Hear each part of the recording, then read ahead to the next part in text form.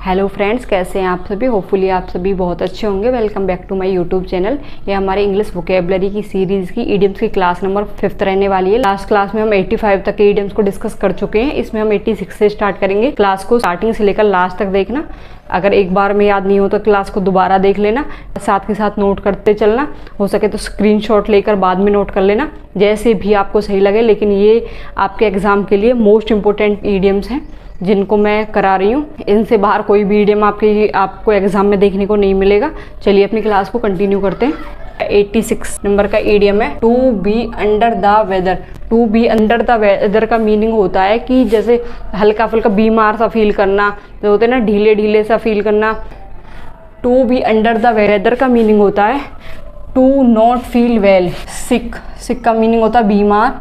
Unhealthy का meaning भी बीमार होता है। और लो स्पिरिट, लो स्पिरिट का मीनिंग होता है कि आपको ऐसा फील होता है अपने शरीर में कि जैसे एनर्जी सी कम है, तो उसके लिए हम इसको यूज़ करेंगे।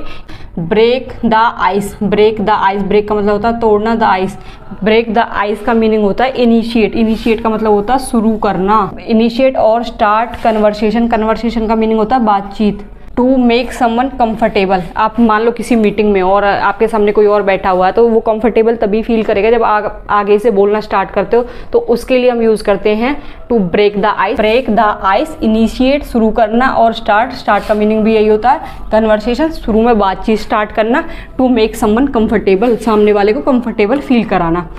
ठीक है, अब नेक्स्ट ईडियम है to eat a humble pie. To eat a humble pie का मीनिंग होता है अपनी हार स्वीकार करना। ये स्वीकार करना कि हाँ हम गलत हैं, अपनी हार को अच्छे से स्वीकार करना, उसके लिए हम यूज़ करते हैं टू ईट अ हम्बल पाई। ठीक है, अब इसका मीनिंग इंग्लिश में देखते हैं। टू एक्सेप्ट डिफीट, डिफीट का मीनिंग होता है यहाँ हार। ओके, और सफ़र, ये लिखा हुआ है ह्यूमिलिएशन आएगा यहाँ पे। सफ़र ह्यूमिलिएशन, ह्यूमिलिएशन का मतलब होता है अपमान। ठीक है, सफ़र ह्यूमिलिएशन का मीनिंग होता है अपमान, अपनी हार स्वीकार करना, अपने अपमान से गुजरना। ठीक है, उसके लिए हम यूज़ करते हैं एंड एडमिट यूर मिस्टेक, अपनी मिस्टेक को एडमिट करना। एडमिट का मतलब होता है मानना, यूर मिस्टेक, अपनी मिस्टेक को मानना। To eat a humble pie का मतलब होता है अपनी हार स्वीकार करना। Apple of one's eye, apple of one's eye का मीनिंग होता है, जैसे हम हिंदी में ईडियम यूज़ करते हैं आँखों का तारा होना, तो ये वही ईडियम है इंग्लिश में। एप्पल ऑफ वंस आई, आँखों का तारा होना, बहुत प्यारा होना। उसके लिए हम यूज़ करते हैं समवन वेरी प्रीशियस, बहुत कीमती है। और डियर है, मतलब हमारे लिए कोई चीज़ बहुत कीमती है, हमें अच्छी लगती है, हमें प्यारी लगती है, उस चीज़ के लिए हम यूज़ करते हैं एप्पल ऑफ वंस आई, आँखों का तारा होना। Next bite off, bite off का मीनिंग हो गया काटना। Bite off more than one can chew, bite off का मीनिंग हो गया काटना। More than one can chew, chew का मतलब हो गया चबाना, चबाने से ज़्यादा काटना। तो उसके लिए इस ईडियम का मीनिंग हो गया कि जितना हम काम कर सकते हैं उससे ज़्यादा रिस्पॉन्सिबिलिटी अपने सर पे लेना, कि हमें पता हमारी कैपेसिटी कितनी है, हम कितने काम करने के कैपेबल हैं, तो लेकिन हम उससे ज़्यादा जिम्मेदारी अपने सिर पर ले लेते हैं। ये काम भी मैं संभाल लूँगा, ये काम भी मैं संभाल लूँगा। तो वहाँ पे ये ईडियम यूज़ किया जाता है bite off more than one can chew. To take, to take more than लेना, more than one can deal with, जिसके साथ हम डील नहीं कर सकते, इतना काम अपने सर पे ले लेना जिससे हम डील नहीं कर सकते। नेक्स्ट ईडियम है हरक्यूलियन टास्क। हरक्यूलियन टास्क का मीनिंग होता है, टास्क का मतलब तो हो गया कोई काम, और हरक्यूलियन टास्क का मीनिंग हो गया यहाँ पे कोई वेरी डिफिकल्ट टास्क जिसको करना बहुत मुश्किल है, जिसके लिए ज़्यादा एफर्ट्स की ज़रूरत है। कोई ऐसा काम जो कि डिफ़िकल्ट है करने में, उसके लिए हम ये यूज़ करते हैं Herculean task, very difficult task. Okay, and next idiom पे चलते हैं। एट स्नेल्स पेस, पेस का मतलब होता है रफ्तार। Snail's pace, at snail's pace, जैसे कछुए की चाल से करना, कोई भी काम धीरे धीरे करना, उसके लिए हम यूज़ करते हैं एट स्नेल्स पेस, कि ऐसी रफ्तार से चलना जो कि बहुत धीरे धीरे है। Do something, do something meaning हो गया कुछ करना, वेरी स्लोली, कुछ काम बिल्कुल धीरे धीरे करना। एट स्नेल्स पेस, कोई काम बहुत धीरे धीरे करना। ठीक है, नेक्स्ट ईडियम पे चलते हैं। Best of both words, best of both words, इसका मीनिंग है बेस्ट ऑफ बोथ वर्ड्स, कि आपको मतलब ज़्यादा से ज़्यादा एडवांटेज, किसी भी सिचुएशन में आपको ज़्यादा से ज़्यादा एडवांटेज हुआ है उसके लिए यूज़ करते हैं। वो कहते हैं ना दोनों हाथों में लड्डू होना, ये वही ईडियम है जो हिंदी में होता है दोनों हाथों में लड्डू होना, वही ये ईडियम है। ठीक है। Best of both words, two different opportunities, आपके हाथों में अपॉर्चुनिटीज हैं, दो अपॉर्चुनिटी हैं दोनों हाथों में, आप किसी को भी गेन कर सकते हो और दोनों के दोनों अच्छी हैं। And next all the advantages, आपको बहुत ज़्यादा एडवांटेज मिल रहा है, उसके लिए हम यूज़ करते हैं बेस्ट ऑफ बोथ वर्ड्स, दोनों हाथों में लड्डू होना। And next be wet behind the ears, be wet behind the ears का एक तरह से आपने सुना होगा हिंदी मीडियम, कान का कच्चा होना। कान का कच्चा होने का मीनिंग होता है आपके पास एक्सपीरियंस कम है, अभी आपकी उम्र कम है, एक्सपीरियंस कम है, उसके लिए हम यूज़ करते हैं wet behind the years.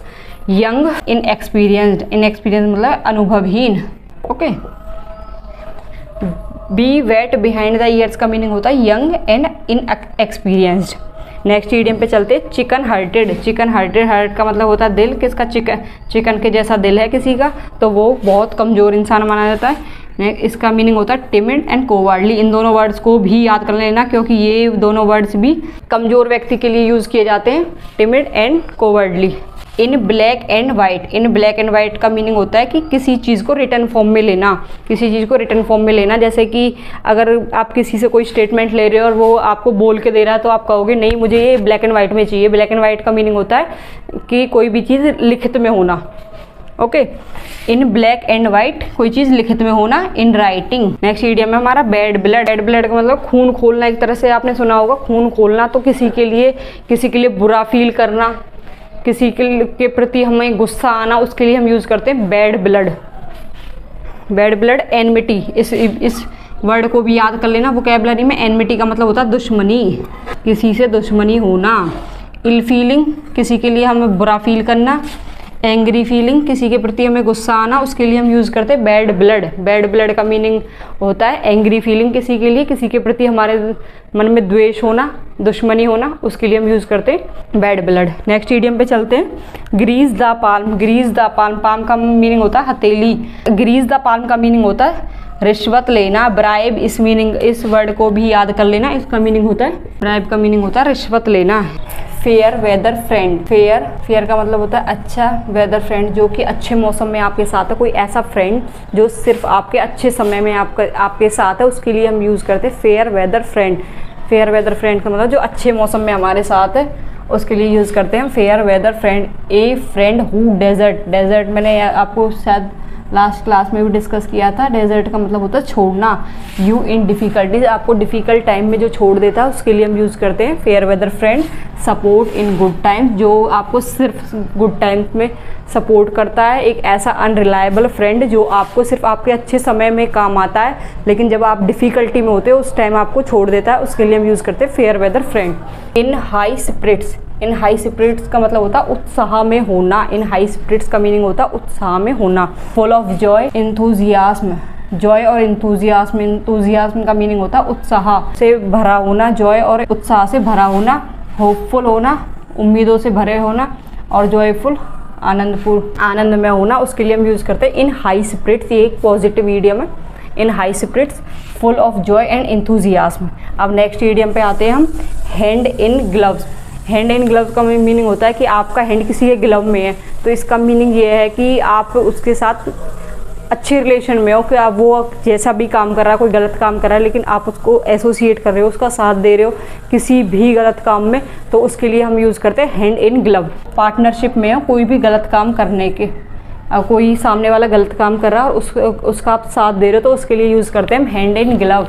For something dishonest, dishonest मतलब होता है बेईमानी से वो सामने वाला कोई काम कर रहा है और उसमें आप उसका साथ दे रहे हो, तो उसके लिए हम यूज़ करते हैं hand in glove. In the long run, in the long run का मीनिंग होता है कि लास्ट में इवेंचुअली नतीजा क्या निकलता है, उसके लिए हम यूज़ करते हैं in the long run.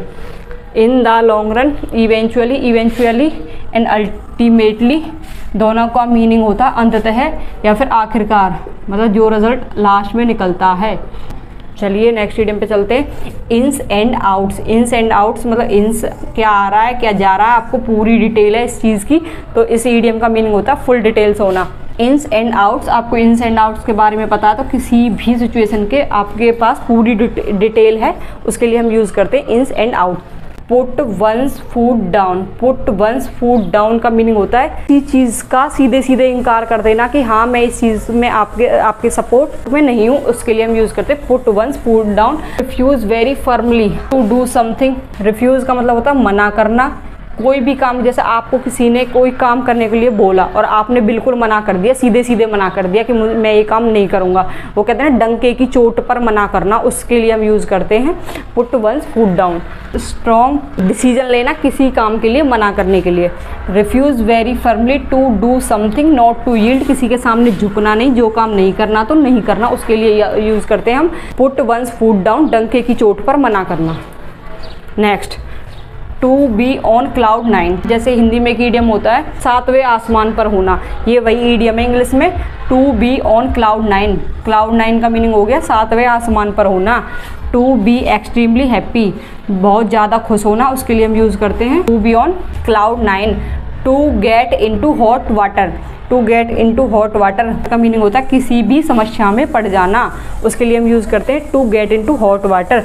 To get into trouble, trouble मतलब किसी समस्या में पड़ जाना, उसके लिए हम यूज़ करते हैं to get into hot water. And next idiom है to take one's hat off, to take one's hat off मतलब आप हैट उतार के किसी का सम्मान कर रहे हो तो हैट उतारना। To take one's hat off का मीनिंग होता है किसी का सम्मान करना, किसी के उसकी उपलब्धि पे कॉन्ग्रेचुलेट करना, उसकी तारीफ करना, उसके लिए हम यूज़ करते हैं to take one's hat off.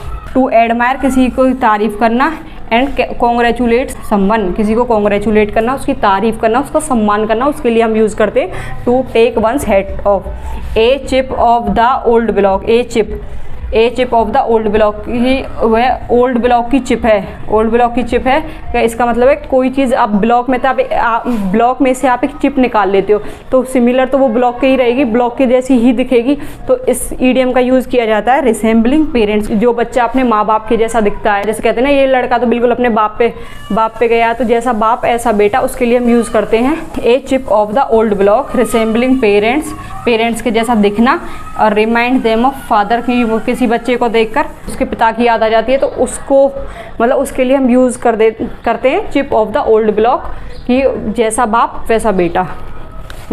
To take to one's heels, to take to one's heels मतलब दुम दबा के भाग जाना। To take to one's heels मतलब हील्स के साथ साथ आप जोर जोरों से भाग जाते हैं डर के कारण, तो उसके लिए हम यूज़ करते हैं to take to one's heel. To run away, भाग जाना, रन अवे इन फियर, डर के कारण भाग जाना, रन ऑफ, तीनों का मीनिंग ही भाग जाना होता है डर के कारण। नेक्स्ट हमारा लास्ट ईडियम है इस क्लास का, आखिरी idiom, to fight tooth and nail. To fight मतलब आप फाइट कर रहे हो, लड़ाई कर रहे हो, अपना टूथ भी लगा रहे हो, नेल्स भी लगा रहे हो, इसका मतलब आपने पूरी स्ट्रेंथ लगा ली, अपनी जितनी भी आपके अंदर स्ट्रेंथ है किसी लड़ाई को लड़ने के लिए। To fight tooth and nail का मीनिंग होता है फाइट वेरी फियर्सली, फियर्सली का मीनिंग होता है खूंखारली, खूंखारली मतलब बहुत ज़्यादा गुस्से में। विद स्ट्रेंथ एंड फ्यूरी, आपने अपनी पूरी ताकत लगा दी, पूरा गुस्सा लगा दिया किसी से लड़ाई करने में, तो उसके लिए हम यूज़ करते हैं to fight tooth and nail. Guys ये हमारी क्लास कंप्लीट हो चुकी है। अब इसके ये हमारी 5th क्लास थी जिसमें हमने 110 तक के ईडियम्स को हम कवर कर चुके हैं। लगभग आपके 50% प्लस आपके ईडियम्स कवर हो चुके हैं, 50% ईडियम्स और बचते हैं प्रीवियस ईयर को मिलाकर। ईडियम्स की आपकी लगभग मैक्सिमम 5 क्लास और रहेंगी, 5 क्लास हो चुकी है, मैक्सिमम 5 क्लास और रहेंगी। आप इन 10 क्लासेस को करके चले जाते हो, ईडियम्स का आपका एक भी क्वेश्चन ना तो गलत होगा ना अनअटेम्प्टेड रहेगा, तो इसलिए आपको ये पूरी सीरीज फॉलो करनी है। और वीडियो को लास्ट तक देखने के लिए थैंक यू। वीडियो पसंद आई हो तो वीडियो को लाइक करना, चैनल को सब्सक्राइब करना।